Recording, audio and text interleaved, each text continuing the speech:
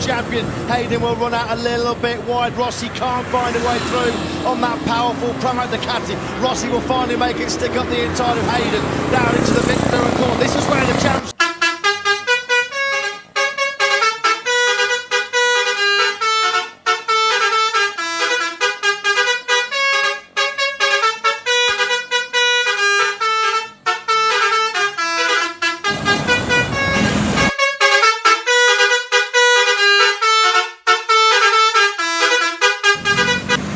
First lap, Valentino Rossi there, down in 15th place. He's about to move up the inside of Nicky Hayden, the 2006 world champion. Hayden will run out a little bit wide. Rossi can't find a way through on that powerful Pramac Ducati. Rossi will finally make it stick up the inside of Hayden, down into the mid-third corner. This is where the championship was decided between the two of those back in 2006. Oh, it's pretty hectic there for Valentino Rossi.